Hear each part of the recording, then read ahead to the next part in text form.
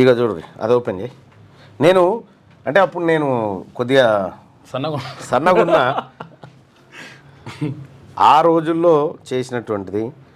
పాపం అంకం Ravi sir వీళ్ళందరిది record చేయించిండు, ఎవరెవరు మహనీయులు ఉన్నారో అందరిది మా అందరితో చేయించండి. ఇది సాకలైలమ్మకు సంబంధించినటువంటి డాక్యుమెంటరీ 12 ఏళ్ల కింద చేసిన నేను.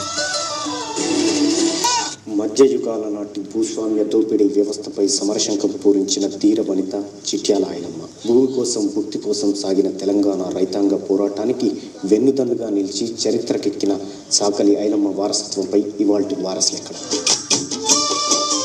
ఆమె వారసులు ఎక్కడున్నారు ఏందనేటువంటి దాని అంశం పైన సాకలి ఐలమ్మ ఈ పేరు పలకకుండా తెలంగాణ సాయుధ రైతాంగ పోరాటాన్ని పూరించడం అసాధ్యం.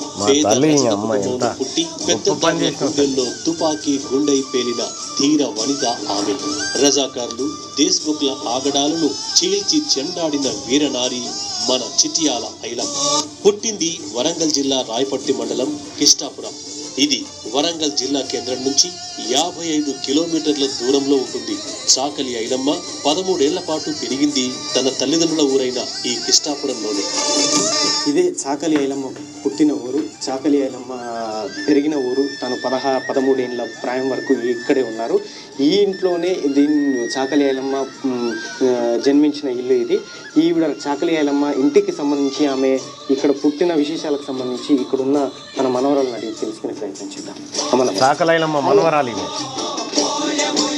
వరంగల్ జిల్లా రాయపర్తి మండలం కిష్టాపురంలో ఉన్న ఈ ఆవరణంలోనే సాకలి ఐలమ్మ జన్మించింది. ఈ ఇంట్లోనే తను 13 సంవత్సరాల ప్రాయం వరకు పెరిగింది. 13 సంవత్సరాల తర్వాత తన వివాహము పాలకుర్తిలో ఉన్న అత్తగారింటికి ఇక్కడ నుంచి షిఫ్ట్ అయిపోయింది. తర్వాత సాకలి ఐలమ్మ తమ్ముడు కోడలు ఈవిడ ఇప్పుడు ప్రస్తుతం మనతో ఉన్నది రామక్క, ఈవిడ పేరు.